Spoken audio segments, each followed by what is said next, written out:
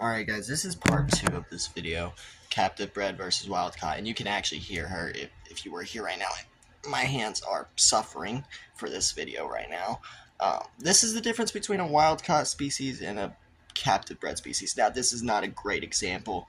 Yes, Marley is technically wild caught. Yes, she did come. She is a field collected Savannah monitor, but she's also been with us for about a month now, and she has tamed down quite a bit, and she's just a sweetheart. She really is.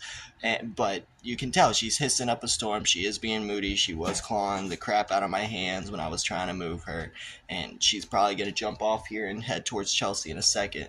She's very active, very hard to handle. And I mean, yesterday even we had her out for a little bit, and she attacked our blanket because she didn't like the blanket, and she wanted to be like, yo, move it, and we didn't want to move it. And that's also why I have my hoodie up today, is because these guys will leave marks all over your skins. Like if you look at my hands, those are from her. I mean, the backs of my hands are just cut up all the time. You can't really see it much here, but if you were to ask Chelsea, who do I complain about handling the most, it would be her. She has the sharpest claws of anybody. She's active. She's wild caught. But she is an awesome species, and these guys tame down really easily. So, I mean, this is a terrible example of wild caught versus captive caught. I did have an iridescent rainbow boa, which I could have shown you guys as a great example, but he was a captive bred species that was neglected. So he kind of diverted to being a wild snake once I got him.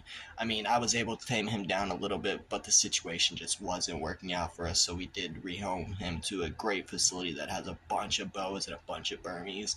I'm not a boa guy. I have ball pythons and lizards and some colubrids. I'm not really a boa guy. My business does have a boa that we do have. If I ever do a video with a boa, I will probably use my business partner's boa, which I gifted him that boa a part of this rescue.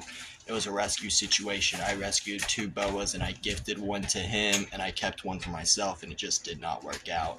So right now we're looking to replace it with something new. We don't know what we're gonna get yet, but we definitely know soon there's something cool coming. So that's something to look forward to, and it might even be a field collected species, because I have been looking at some venomous reptiles that do require to become from field collection.